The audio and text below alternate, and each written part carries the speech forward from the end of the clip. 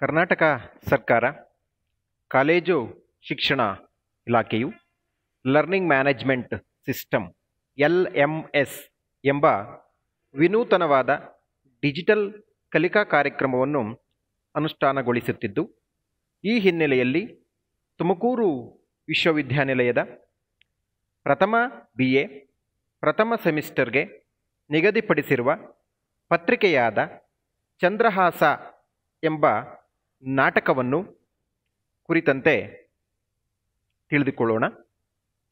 ಅದಕ್ಕೆ ಹಿನ್ನೆಲೆಯಾಗಿ ಮೊದಲು ನಾವು ನಾಟಕ ಸಾಹಿತ್ಯದ ಹುಟ್ಟು ಮತ್ತು ಬೆಳವಣಿಗೆಯನ್ನು ಕುರಿತಂತೆ ಅಧ್ಯಯನ ಮಾಡಬೇಕು. ಹಾಗೆ ನೋಡಿದಂತಹ ಸಂದರ್ಭದಲ್ಲಿ ಮೊದಲಿಗೆ ನಾವು ಜಾಗತಿಕವಾಗಿ ಈ ನಾಟಕ ಸಾಹಿತ್ಯದ ಹುಟ್ಟು ಮತ್ತು ಬೆಳವಣಿಗೆ ಹೇಗೆ ಆಯಿತು ಅಂತಕ್ಕಂಥದ್ದನ್ನು ಈ ಒಂದು ಅವಧಿನಲ್ಲಿ ನಾವು ತಿಳ್ಕೊಳ್ಳೋಣ. ವಿದ್ಯಾರ್ಥಿಗಳೇ, ಈ ಒಂದು ಅವಧಿಯ ಪಾಠವನ್ನು ಆಲಿಸಿದ ನಂತರ ನೀವುಗಳು ಜಾಗತಿಕವಾಗಿ ನಾಟಕ ಸಾಹಿತ್ಯದ ಹುಟ್ಟು ಮತ್ತು ಬೆಳವಣಿಗೆಯನ್ನು ಕುರಿತಂತೆ ತಿಳಿದುಕೊಳ್ಳುವಿರಿ. ಹಾಗೆಯೇ ದುರಂತ ನಾಟಕಗಳ ಸ್ವರೂಪವನ್ನು ತಿಳಿದುಕೊಳ್ಳುವಿರಿ ಹಾಗೂ ಗ್ರೀಕ್ನ ಶ್ರೇಷ್ಠ ನಾಟಕಕಾರರಾದ ಸಾಫೋಕ್ಲಿಸ್, ಯೂರಿಪಿಡಿಸ್ ಮತ್ತು ಈಸ್ಕಿಲಸ್ ಇವರುಗಳ ಬಗ್ಗೆ ತಿಳಿದುಕೊಳ್ಳುವಿರಿ. ವಿದ್ಯಾರ್ಥಿಗಳೇ, ಈ ನಾಟಕ ಅಂತಕ್ಕಂಥದ್ದು ಇವತ್ತು ಸಾಹಿತ್ಯದ ಒಂದು ಪ್ರಕಾರವಾಗಿದೆ. ಅಂದರೆ ನಟರು ಅಭಿನಯಿಸಬಹುದಾದ ರೀತಿಯಲ್ಲಿ ರಚಿಸಲ್ಪಟ್ಟಿರ್ತಕ್ಕಂತಹ ಒಂದು ಸಾಹಿತ್ಯ ಪ್ರಕಾರವಾಗಿದೆ. ಇಲ್ಲಿ ನಟನಾ ಪ್ರದರ್ಶನ ಅಂತಕ್ಕಂಥದ್ದು ಬಹುಮುಖ್ಯ ಆಗ್ತದೆ. ಅಂದರೆ ನಾಟಕ ಮತ್ತು ಈ ರಂಗ ಪ್ರದರ್ಶನ ಇವೆರಡನ್ನೂ ಕೂಡ ನಾವು ಪ್ರತ್ಯೇಕಿಸಿ ನೋಡೋದಕ್ಕೆ ಸಾಧ್ಯವಿಲ್ಲ. ಅವು ಅಷ್ಟರ ಮಟ್ಟಿಗೆ ಅವು ಒಂದಕ್ಕೊಂದು ಬೆಸೆದುಕೊಂಡಿವೆ. ಈ ನಾಟಕ ಅಂತಕ್ಕಂಥದ್ದು ಭಾವಪ್ರಧಾನವಾದ ಮತ್ತು ಅನುಭವ ಪ್ರಧಾನವಾದಂತಹ ಒಂದು ನೃತ್ಯ ಕಲೆಯಾಗಿದೆ. ಕಣ್ಣು ಕಿವಿ ಎರಡರಿಂದಲೂ ಏಕಕಾಲಕ್ಕೆ ಅನುಭವಿಸಬಹುದಾದ ಒಂದು ಕಲೆಯಾಗಿದೆ. ಅಂದರೆ ಈ ನಾಟಕ ಸಾಹಿತ್ಯ ಇತ್ತೀಚಿನ ಅಂದರೆ ಆಧುನಿಕ ಕಾಲಘಟ್ಟದಲ್ಲಿ ಮಾತ್ರ ಕಂಡು ಬಂದದ್ದಲ್ಲ. ಪ್ರಾಚೀನ ಕಾಲದಿಂದಲೂ ಎಲ್ಲ ದೇಶಗಳಲ್ಲಿಯೂ ಕೂಡ ಈ ನಾಟಕ ಸಾಹಿತ್ಯ ಇತ್ತು. ಈ ಜಗತ್ತಿನ ನಾಟಕ ಸಾಹಿತ್ಯದ ಉಗಮವನ್ನು ನಾವು ಗಮನಿಸ್ತಕ್ಕಂಥದ್ದಾದರೆ ಎಲ್ಲ ದೇಶಗಳಲ್ಲಿಯೂ ಕೂಡ ಈ ನಾಟಕದ ಉಗಮಕ್ಕೆ ಒದಗಿದ ಸಂದರ್ಭಗಳು ಏಕಪ್ರಕಾರವಾಗಿವೆ, ಏಕರೀತಿಯಾಗಿದ್ದಾವೆ ಅಂತಕ್ಕಂಥ ಅಂಶವನ್ನು ನಾವಿಲ್ಲಿ ಗಮನಿಸಬೇಕಾಗ್ತದೆ. ಪ್ರಪಂಚದ ಎಲ್ಲ ದೇಶಗಳ ನಾಟಕದ ಉಗಮದ ಅಂಶವನ್ನು ಗಮನಿಸ್ತಾ ಹೋದಂತಹ ಸಂದರ್ಭದಲ್ಲಿ ಎಲ್ಲ ದೇಶಗಳಲ್ಲಿಯೂ ಕೂಡ ದೇವತೆಗಳ ಪ್ರೀತ್ಯರ್ಥವಾಗಿ, ಅಂದರೆ ದೇವತೆಗಳನ್ನು ಸಂತೃಪ್ತಿಗೊಳಿಸುವುದಕ್ಕಾಗಿ ಮತ್ತು ಭೂತ ಬೇತಾಳಗಳನ್ನು ಸಂತೃಪ್ತಗೊಳಿಸುವುದಕ್ಕಾಗಿ ನಡೆಸುವಂತಹ ಅಥವಾ ನಡೆಯುವಂತಹ ಆಚರಣೆಗಳಿಂದ, ಧಾರ್ಮಿಕ ವ್ರತಾಚರಣೆಗಳಿಂದ ಈ ನಾಟಕ ಉಗಮ ಆಯಿತು ಅಂತಕ್ಕಂಥದ್ದನ್ನು ನಾವು ತಿಳ್ಕೊಳ್ಬೇಕಾಗ್ತದೆ. ಅಂದರೆ ಅಲ್ಲಿ ಈಗ ಉದಾಹರಣೆಗೆ ನಮ್ಮ ಹಳ್ಳಿಗಳಲ್ಲೂ ಕೂಡ ಕೆಲವು ದೇವರ ಉತ್ಸವದ ಸಂದರ್ಭದಲ್ಲಿ ಬೇರೆ ಬೇರೆ ಭಿನ್ನ ಭಿನ್ನ ಬಗೆಯ ಕುಣಿತಗಳನ್ನು ಮಾಡ್ತಕ್ಕಂಥದ್ದು ನಾವು ನೋಡ್ತಾ ಹೋಗ್ತೀವಿ, ಹೌದಲ್ವಾ? ಈಗ ದೇವತೆಗಳನ್ನು ಸಂತೃಪ್ತಿಗೊಳಿಸಕ ಕರಿಯಣ್ಣ ಕೆಂಚಣ್ಣ ಪರಾಕ್ ಅಂತಕ್ಕಂಥ ಅಂಶವನ್ನು ಒಂದು ಆಚರಣೆ ಮಾಡ್ತಕ್ಕಂಥದ್ದನ್ನು ಕೂಡ ನಾವು ಗಮನಿಸ್ತಾ ಹೋಗ್ತೀವಿ, ಹೌದಲ್ವಾ? ಇಲ್ಲಿ ಹಾಡು ಇರ್ತದೆ, ಕುಣಿತನೂ ಕೂಡ ಇರ್ತದೆ, ಹೌದಲ್ವಾ? ಈ ಹಾಡು ಕುಣಿತ ಜೊತೆಗೆ ಮುಂದುವರೆದಂತೆ ಸಂಗೀತ, ಪುರಾಣ, ಮಹಾಕಾವ್ಯ ಈ ಎಲ್ಲ ಅಂಶಗಳು ಕೂಡ ಸೇರಿಕೊಂಡು ನಾಟಕ ಅಂತಕ್ಕಂಥ ಒಂದು ಸಂಕೀರ್ಣ ಕಲೆ ಸೃಷ್ಟಿಯಾಯಿತು ಅಂತಕ್ಕಂಥದ್ದು. ಅಂದರೆ ಒಟ್ಟಾರೆಯಾಗಿ ನಾವು ಹೇಳ್ತಕ್ಕಂಥದ್ದಾದರೆ ಎಲ್ಲ ದೇಶಗಳಲ್ಲಿಯೂ ಕೂಡ ಆ ದೇಶದ ಸಂಸ್ಕೃತಿಗೆ ಪೂರಕವಾಗಿ ರಂಗಭೂಮಿ ಹುಟ್ಟಿಕೊಂಡಿದೆ. ಅಂದರೆ ಧಾರ್ಮಿಕ ಪರಂಪರೆಯ ಅಂಗವಾಗಿ ಹುಟ್ಟಿಕೊಂಡು ಮುಂದೆ ಸಾಮಾಜಿಕವಾಗಿ ಬೆಳೆದು ಬಂದಿದೆ ಅಂತಕ್ಕಂತಹ ವಿಚಾರವನ್ನು ನಾವಿಲ್ಲಿ ತಿಳ್ಕೊಳ್ಬೇಕಾಗ್ತದೆ ಅಂತಕ್ಕಂಥದ್ದು. ಓಕೆ, ಹಾಗಾದ್ರೆ ಜಾಗತಿಕವಾಗಿ ನಾಟಕ ಸಾಹಿತ್ಯ ಮೊದಲು ಎಲ್ಲಿ ಹುಟ್ಟಿತು ಅಂತಕ್ಕಂಥ ಅಥವಾ ಮೊದಲ ಉಗಮ ಎಲ್ಲಿ ಆಯಿತು ಅಂತಕ್ಕಂಥದ್ದನ್ನು ನಾವು ನೋಡ್ಬೋದಾದ್ರೆ, ಎಲ್ಲ ಪಾಶ್ಚಾತ್ಯ ಸಂಸ್ಕೃತಿಯ ತವರೂರು ಅಂತ ಕರೀತಕ್ಕಂಥದ್ದು ಯಾವುದಪ್ಪ ಅಂದರೆ ಗ್ರೀಕ್. ಈ ಗ್ರೀಕ್ ದೇಶದಲ್ಲಿ ಈ ನಾಟಕದ ಮೊದಲ ಉಗಮವನ್ನ ಹುಟ್ಟನ್ನ ಗುರುತಿಸ್ತಾರೆ. ಅಲ್ಲಿ ಈ ಪ್ರಾಚೀನ ಗ್ರೀಕರು ಕೃಷಿಯ ಸಮೃದ್ಧಿಗಾಗಿ, ಅಂದ್ರೆ ತಾವು ಬಿತ್ತಿದಂತಹ ಬೆಳೆ ಉತ್ತಮ ಫಸಲು ಬರಲಿ, ಕೃಷಿಯ ಉತ್ತಮ ಫಸಲಿಗಾಗಿ ಹಾಗೂ ನಾಡಿನ ರಕ್ಷಣೆಗಾಗಿ ಹೋರಾಡಿ ಮಡಿದ ವೀರರ ಸಮಾಧಿ ಸ್ಥಳಗಳ ಪೂಜೆಯ ಸಂದರ್ಭದಲ್ಲಿ ಮತ್ತು ಅವರು ನಡೆಸ್ತಾ ಇರತಕ್ಕಂತಹ ಉತ್ಸವಗಳಲ್ಲಿ ಈ ನಾಟಕದ ಉಗಮವನ್ನ ಅನೇಕ ವಿದ್ವಾಂಸರು ಗುರುತಿಸ್ತಾ ಹೋಗ್ತಾರೆ. ಪ್ರಕೃತಿಯ ಜೀವರಾಶಿ, ಆ ಜೀವರಾಶಿಯ ಉಳಿವು, ಆ ಜೀವರಾಶಿಯ ಅಳಿವು ಅಂದರೆ ನಾಶ, ಮರುಹುಟ್ಟು, ಇವುಗಳನ್ನು ಆಧರಿಸಿ ಗ್ರೀಸ್ನಲ್ಲಿ ಒಂದು ದೇವಿಯ ಉತ್ಸವವನ್ನು ಆಚರಿಸ್ತಾ ಇದ್ರು. ಆ ದೇವಿಯ ಉತ್ಸವ ಯಾವುದಪ್ಪ ಅಂತಂದ್ರೆ ಡಯಾನಿಸಿಸ್ ಅಂತಕ್ಕಂತಹ ದೇವಿಯ ಉತ್ಸವವನ್ನ ಆಚರಿಸ್ತಾ ಇದ್ರು. ಅದನ್ನು ಬಹಳ ಅದ್ಧೂರಿಯಾಗಿ ಆಚರಿಸ್ತಾ ಇದ್ರು. ಅದನ್ನು ವರ್ಷದಲ್ಲಿ 2 ಬಾರಿ ಆಚರಿಸ್ತಾ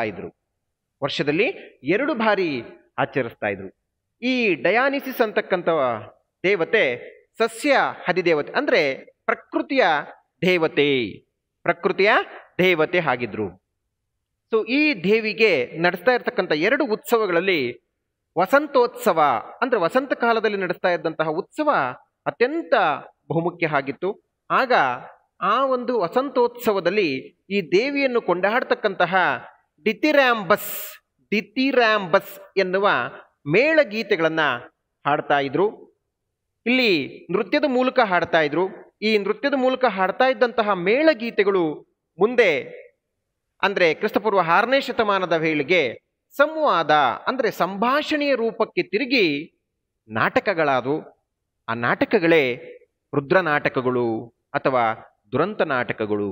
ಅಂದ್ರೆ ಈ ದುರಂತ ನಾಟಕಗಳು ಹುಟ್ಟಿಕೊಂಡಂತಹ ಬಗೆ ಹೇಗಿದೆ, ದುರಂತ ನಾಟಕದ ಉಗಮ ಎಲ್ಲಾಯ್ತಪ್ಪ ಅಂತಂದ್ರೆ ಗ್ರೀಕ್ನಲ್ಲಿ ಆಯಿತು.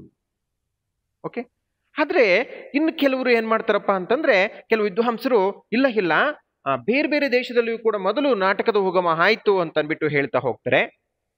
ಅವ್ರು ಹೇಳ್ತಕ್ಕಂಥ ಅಂಶ ನೋಡೋದಾದ್ರೆ, ಈಜಿಪ್ಟಿನಲ್ಲಿ ಭಾವೋದ್ರೇಕದ ನಾಟಕಗಳು ಅಂದ್ರೆ ಪ್ಯಾಷನ್ ಪ್ಲೇಸ್ ಮತ್ತು ಸಿರಿಯಾದಲ್ಲಿ ಸಸ್ಯ ಮತ್ತು ಜಲದೇವತೆಗಳ ವ್ರತಾಚರಣೆಯ ಸಂದರ್ಭದಲ್ಲಿ ರಂಗಭೂಮಿ ಪ್ರಯೋಗ ಆಗ್ತಾ ಇತ್ತು.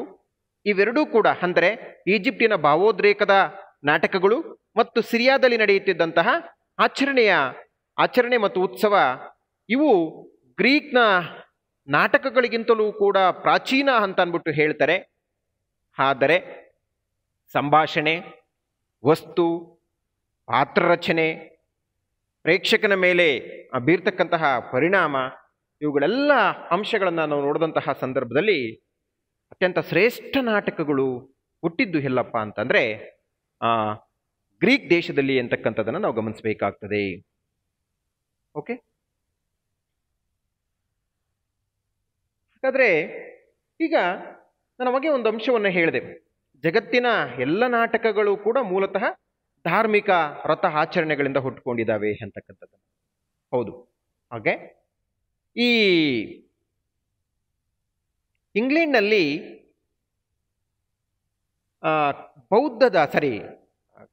ಕ್ರೈಸ್ತ ಧರ್ಮದ ತತ್ವಗಳನ್ನು ಪ್ರಚಾರ ಮಾಡೋದಕ್ಕೋಸ್ಕರವಾಗಿ ಅಲ್ಲಿ ನಾಟಕಗಳನ್ನು ಹಾಡ್ತಾ ಇದ್ರು. ಆ ನಾಟಕಗಳು ನೀತಿ ನಾಟಕಗಳಾಗಿದ್ದವು, ಮೊರಾಲಿಟಿ ಪ್ಲೇಸ್. ಅಂದರೆ ಇಂಗ್ಲೆಂಡ್ನಲ್ಲಿ ಈ ಕ್ರೈಸ್ತ ಧರ್ಮದ ವಿಚಾರಗಳನ್ನು ಪ್ರತಿಪಾದಿಸಲು, ಅಂದರೆ ಬೈಬಲಿನ ವಿಚಾರಗಳನ್ನು ಪ್ರತಿಪಾದಿಸಲು, ಅಲ್ಲಿನ ಜನರಿಗೆ ಪರಿಚಯಿಸಲು ರೂಪಿಸಿಕೊಂಡಂತಹ ನಾಟಕಗಳು ನೀತಿ ನಾಟಕಗಳು ಆಗಿದ್ದವು. ಅದೇ ರೀತಿಯಾಗಿ ಫ್ರೆಂಚ್ ರಂಗಭೂಮಿಯು ಉಗಮಕ್ಕೂ ಕೂಡ ಕ್ರೈಸ್ತ ಧರ್ಮವೇ ಮೂಲ ಪ್ರೇರಣೆ ಆಗಿದೆ. ಜರ್ಮನಿಯಲ್ಲಿ ರಂಗಭೂಮಿ ಅಥವಾ ನಾಟಕದ ಉಗಮಕ್ಕೆ ಮೂಲತಃ ಅಲ್ಲಿನ ಜನಪದರು ಆಚರಿಸುತ್ತಿದ್ದಂತಹ ಆಚರಣೆ ಮತ್ತು ಉತ್ಸವಗಳೇ ಕಾರಣ ಆಗಿದ್ದಾವೆ ಅಂತಕ್ಕಂಥದ್ದನ್ನ ಇಲ್ಲಿ ವಿದ್ವಾಂಸರು ಪಟ್ಟಿ ಮಾಡ್ತಾ ಹೋಗ್ತಾರೆ. ಓಕೆ, ಹೇಗೆ ಜಾಗತಿಕವಾಗಿ ನಾಟಕ ಅಂತಕ್ಕಂಥದ್ದು ಉಗಮ ಆಯಿತು ಅಂತಕ್ಕಂಥ ಗೊತ್ತು ಬಿಡಿ. ನಾಟಕ ಅಂತಕ್ಕಂಥದ್ದು ದೊಡ್ಡ ಪ್ರಕಾರವಾಗಿ ಬೆಳೀತಾ ಹೋಗಿರ್ತಕ್ಕಂಥದ್ದು ನಾವು ಗಮನಿಸ್ತಾ ಹೋಗ್ತೀವಿ ಅಂತ. ಓಕೆ, ನೆಕ್ಸ್ಟ್ ನಾವೀಗ ದುರಂತ ನಾಟಕಗಳನ್ನ ನೋಡ್ತಾ ಹೋಗೋಣ. ದುರಂತ ನಾಟಕ ಅಂದರೆ ಈ ದುರಂತ ನಾಟಕ ಅಂತಕ್ಕಂತಹ ಪದ ಆಂಗ್ಲ ಭಾಷೆಯ ಟ್ರಾಜಿಡಿ ಅಂತಕ್ಕಂತಹ ಪದಕ್ಕೆ ಸಂವಾದಿಯಾಗಿದೆ. ಈ ಟ್ರಾಜಿಡಿ ಅಂತಕ್ಕಂತಹ ಪದ ಗ್ರೀಕ್ನ ಟ್ರಾಗೋಡಿಯಾ ಅಂತಕ್ಕಂತಹ ಪದದಿಂದ ಬಂದಿದೆ. ಈ ಟ್ರಾಗೋಡಿಯಾ ಅಂತಂದ್ರೆ ಮೇಕೆಯ ಹಾಡು ಎಂದರ್ಥ. ಮೇಕೆಯ ಹಾಡು ಎಂದರ್ಥ ಅಂದ್ರೆ ಈ ದುರಂತ ನಾಟಕಗಳ ನಾಯಕ ತುಂಬಾ ಉದಾತ್ತನಾಗಿರ್ತಾನೆ. ಆದರೆ ಆತ ದೈವಕ್ಕೆ ವಿರುದ್ಧವಾಗಿ ನಡೆದು ಆ ಸಂದರ್ಭದಲ್ಲಿ ದೇವತೆ ಅವನಿಗೆ ಮಂಕು ಕವಿತಾಳೆ. ಆ ದೇವತೆ ಕವಿದ ಮಂಕಿನಿಂದ ಅವನು ನಾನು ಏನು ಮಾಡ್ತಾ ಇದ್ದೀನಿ ಅಂತಕ್ಕಂಥದ್ದೇ ಗೊತ್ತಾಗೋದಿಲ್ಲ. ಆ ಮಂಕು ಕವಿದಂತಹ ಸಂದರ್ಭದಲ್ಲಿ ಆತ ತಪ್ಪುಗಳನ್ನು ಮಾಡ್ತಾ ಹೋಗ್ತಾನೆ. ಆ ಕವಿದಿದ್ದ ಮಂಕು ತಿಳಿಯಾದ ನಂತರ ತಾನು ಮಾಡಿದ್ದು ತಪ್ಪು ಅಂತಕ್ಕಂಥ ಅರಿವಾಗ್ತದೆ. ಆಗ ಆತ ಪಶ್ಚಾತ್ತಾಪ ಪಡ್ತಾನೆ. ಆ ಪಶ್ಚಾತ್ತಾಪ ಪಡ್ತಕ್ಕಂತಹ ಸಂದರ್ಭ ಆ ಪ್ರೇಕ್ಷಕನಲ್ಲಿ ಕನಿಕರ ಭಾವವನ್ನ ಉಂಟು ಮಾಡ್ತಾ ಹೋಗುತ್ತದೆ. ಓಕೆ, ಸೊ ಹಾಗೆ ಈ ದುರಂತ ನಾಟಕಗಳಲ್ಲಿ ಮುಖ್ಯವಾಗಿ ಆ ನಾಯಕ ನಡುವೆ ಘರ್ಷಣೆ ಇರ್ತದೆ, ತೊಳಲಾಟ ಅಂತಕ್ಕಂಥದ್ದು ಇರ್ತದೆ. ಈ ತೊಳಲಾಟ ಘರ್ಷಣೆಯ ಫಲಿತಾಂಶ ಏನಾಗಿರ್ತದೆ ಅಂದರೆ ದುರಂತ ಅಂದರೆ ಅಂತ್ಯವಾಗ್ತಕ್ಕಂಥದ್ದು ಆಗಿರ್ತದೆ. ಈ ದುರಂತವನ್ನ ತೀವ್ರ ವಾಸ್ತವತೆಯಿಂದ ಈ ನಾಟಕಗಳು ಚಿತ್ರಿಸ್ತಾ ಹೋಗ್ತವೆ. ಈ ಶ್ರೇಷ್ಠನಾದಂತಹ ಮನುಷ್ಯ ಸೃಷ್ಟಿಯ ಶಕ್ತಿ ಎದುರು ಹೋರಾಡಿ ಸೋಲುವಂತಹ ಕಥೆಗಳಾಗಿರ್ತವೆ ಈ ದುರಂತ ನಾಟಕಗಳು. ಈಗ ಒಬ್ಬ ದುಷ್ಟ ವ್ಯಕ್ತಿ ಇರ್ತಾನೆ, ಅವನಿಗೆ ಶಿಕ್ಷೆ ಆಗ್ತಕ್ಕಂಥದ್ದು ಬೇರೆ, ಈ ದುರಂತ ನಾಯಕನಿಗೆ ಶಿಕ್ಷೆ ಆಗ್ತಕ್ಕಂಥದ್ದು ಬೇರೆ. ದುಷ್ಟ ವ್ಯಕ್ತಿಗೆ ಶಿಕ್ಷೆ ಆದರೆ ಆತನಿಂದ ತೊಂದರೆಗೊಳಗಾಗಿದ್ದವರಿಗೆ ಆನಂದವಾಗುತ್ತದೆ. ಆದರೆ ದುರಂತ ನಾಯಕನಿಗೆ ಶಿಕ್ಷೆ ಆದರೆ ಪ್ರೇಕ್ಷಕನಲ್ಲಿ ಕನಿಕರ ಭಾವ ಮೂಡುತ್ತದೆ. ಇದು ಈ ದುರಂತ ನಾಟಕಗಳ ಒಂದು ಸ್ವರೂಪವಾಗಿರ್ತದೆ ಅಂತಕ್ಕಂಥದ್ದು.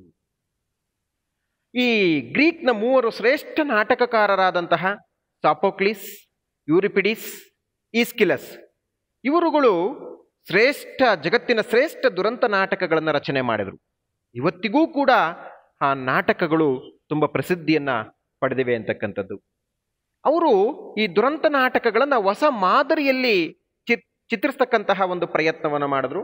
ಅಂದರೆ ಆ ಸಾಂಪ್ರದಾಯಿಕ ಅಥವಾ ಪಾರಂಪರಿಕ ಚೌಕಟ್ಟಿನಿಂದ ಹೊರತಂದು ಹೊಸದಾದಂಥ ಒಂದು ಸಾಮಾಜಿಕ ಕ್ರಮದೊಂದಿಗೆ ಮತ್ತು ಪೌರಾಣಿಕ ವಸ್ತುಗಳನ್ನು ಮೇಳೈಸಿ ದುರಂತ ನಾಟಕಗಳನ್ನು ರಚಿಸ್ತಾ ಹೋದ್ರು. ಆ 3 ಜನ ವ್ಯಕ್ತಿಗಳು ಈಗಾಗಲೇ ನಾನು ಹೇಳಿದ್ದೀನಿ, ಸಾಫೋಕ್ಲಿಸ್, ಯೂರಿಪಿಡಿಸ್, ಈಸ್ಕಿಲಸ್. ಈ ಸಾಫೋಕ್ಲಿಸ್ ಬರೆದಿರ್ತಕ್ಕಂತಹ ನಾಟಕಗಳು ನೋಡೋದಾದ್ರೆ ಅಯಾಸ್, ಅಂತಿಗೊನೆ, ದೊರೆ ಹೇಡಿಪಸ್ ಮುಂತಾದ ನಾಟಕಗಳನ್ನು ಆತ ರಚನೆ ಮಾಡಿದ್ದಾನೆ. ಅದರಲ್ಲೂ ಕೂಡ ಆತ ಬರೆದಿರ್ತಕ್ಕಂಥ 7 ನಾಟಕಗಳು ತುಂಬಾ ಪ್ರಸಿದ್ಧವಾಗಿದ್ದಾವೆ ಅಂತಕ್ಕಂಥದ್ದು. ನೆಕ್ಸ್ಟ್ ಯೂರಿಪಿಡಿಸ್ ಅಂತಕ್ಕಂಥವನು, ಈತ ಒಬ್ಬ ಶ್ರೇಷ್ಠ ಗ್ರೀಕ್ನ ನಾಟಕಕಾರ. ಈತ ಸುಮಾರು 90ಕ್ಕೂ ಹೆಚ್ಚು ನಾಟಕಗಳನ್ನು ಬರೆದಿದ್ದಾನಂತೆ. ಆದರೆ ಕೇವಲ 19 ನಾಟಕಗಳು ಮಾತ್ರ ಲಭ್ಯ ಆಗಿದ್ದಾವೆ ಅಂತನ್ಬಿಟ್ಟು ಹೇಳ್ತಾರೆ. ಅವುಗಳಲ್ಲಿ ಅತ್ಯಂತ ಪ್ರಮುಖವಾದದ್ದು ಯಾವುದಪ್ಪ ಅಂತಂದ್ರೆ ಮೀಡಿಯಾ ಅಂತಕ್ಕಂಥದ್ದು ಆಗಿದೆ. ಮುಂದುವರೆದು ಈಸ್ಕಿಲಸ್ ಅಂತಕ್ಕಂಥವನು ಕೂಡ ಶ್ರೇಷ್ಠ ನಾಟಕಕಾರ. ಈತ ಬರೆದಿರ್ತಕ್ಕಂತಹ ನಾಟಕಗಳೆಂದರೆ ದ ಪರ್ಷಿಯನ್ಸ್, ಅಗೆಮೆಮ್ನಾನ್, ಪ್ರಿಮಿಟೀಸ್ ದಿ ಚೈನ್ಡ್ ಅಂತಕ್ಕಂತಹ ನಾಟಕಗಳನ್ನು ಬರೆದಿದ್ದಾನೆ. ಮುಂದುವರೆದು ಈ ದುರಂತ ನಾಟಕಗಳನ್ನು ರಚನೆ ಮಾಡಿದಂಥ ಮತ್ತೊಬ್ಬ ಶ್ರೇಷ್ಠ ಇಂಗ್ಲಿಷ್ನ ನಾಟಕಕಾರ ಯಾರಪ್ಪ ಅಂತಂದ್ರೆ ಶೇಕ್ಸ್ಪಿಯರ್ ಬರೆದಿರ್ತಕ್ಕಂಥ ಹಲವಾರು ಟ್ರಾಜಿಡಿ ದುರಂತ ನಾಟಕಗಳನ್ನು ನೀವುಗಳು ಕೂಡ ಅಧ್ಯಯನ ಮಾಡಿರ್ತೀರ. ಅವುಗಳಲ್ಲಿ Romeo and Juliet, the mid night summer night dreams, Julius Caesar, King Lear, Macbeth ಇವೇ ಮುಂತಾದ ದುರಂತ ನಾಟಕಗಳನ್ನು ಕೂಡ ಆತ ರಚನೆ ಮಾಡಿರ್ತಕ್ಕಂಥದ್ದನ್ನ ನಾವು ಗಮನಿಸ್ತಾ ಹೋಗ್ಬೋದಾಗಿದೆ. ಸೊ ವಿದ್ಯಾರ್ಥಿಗಳೇ, ಇವತ್ತು ಜಾಗತಿಕವಾಗಿ ಆ ನಾಟಕದ ಉಗಮ ಹೇಗಾಯಿತು ಅಂತಕ್ಕಂಥದ್ದನ್ನು ನಾವು ಸಂಕ್ಷಿಪ್ತವಾಗಿ ತಿಳ್ಕೊಂಡಿದ್ದೀವಿ. ಸೊ ಮುಂದಿನ ಅವಧಿನಲ್ಲಿ ನಾವು ಭಾರತ ಮತ್ತು ಕನ್ನಡದ ಸಂದರ್ಭದಲ್ಲಿ ನಾಟಕದ ಹುಟ್ಟು ಮತ್ತು ಬೆಳವಣಿಗೆ ಹೇಗಾಯಿತು ಅಂತಕ್ಕಂಥದ್ದನ್ನು ನಾವು ತಿಳ್ಕೊಳ್ಳೋಣ. Okay, thank you.